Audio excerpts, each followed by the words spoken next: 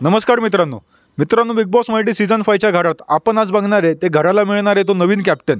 आता तो नवीन कॅप्टन टास्कच्या प्रमाणे होणार आहे का बहुमताने होणार आहे? तर तो बहुमताने होणार आहे मित्रांनो. कारण की जे टीम जिंकले होते आणि जे काही कंटेंडर्स आहेत ते कॅप्टन्सीसाठी, त्यांना ते पॉवर रूममध्ये बोलवलेलं आहे, त्यांना एकत्र असं उभं केलेलं आहे आणि त्यांना सांगितलेलं आहे की तुम्ही बहुमताने किंवा एकमताने तुम्ही निर्णय द्यायचा आहे की कॅप्टन कोण होणार.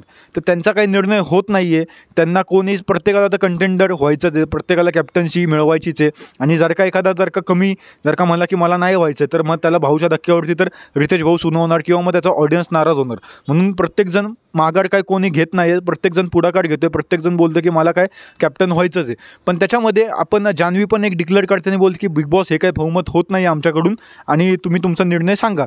तर बिग बॉस बोलतात ते तुमच्याकडून बहुमत होत नाही आहे तर ठीक आहे, आता जे बाहेर बसलेले कंटेस्टंट आहे म्हणजे त्या रूमच्या बाहेर ते सांगतील, म्हणजे सोफ्यावरती जे लिव्हिंग रूम आहे तिकडे बसलेले जे कंटेस्टंट आहे ते सांगते. तर तिकडं आहे अरबाज, निकी, अभिजित, पॅडी, घनश्याम, हे जे आहेत ते सांगतील. आता ते ठरवतील की कॅप्टन कोण होणार आहे त्यांच्या बहुमताने. तर मित्रांनो, आतमध्ये जे पण कंटेस्टंट आहे तर त्यांचे आणि जे बाहेरचे कंटेस्टंटचे बरेचसे असं वैर आहे. कारण की घनश्यामचं पण भांडणं झाले ते अंकितासोबत, वर्षाताईंसोबत, आर्यासोबत पण त्याचं वाकडं आहे. तर आणि डी पी दादासोबत पण त्याचं वाकडं आहे. पॅडी दादाचं जे आहे तर पॅडी दादा काही टीम एकमधून कोणाला पण कॅप्टन्सी काय तो देणार नाही, आर्याला देणार नाही तो.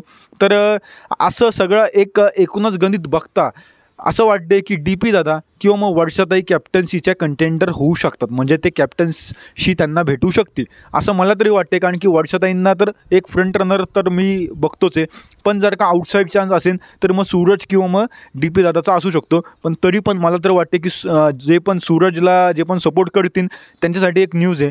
कारण की जे घरचे आहेत त्यांना असं वाटतं की सूरज कॅप्टन्सी नीट सांभाळू नाही शकत. तुम्हाला काय वाटतं मित्रांनो? तुम्ही नक्कीच कमेंट करून सांगा की कोण कॅप्टन होऊ शकतं.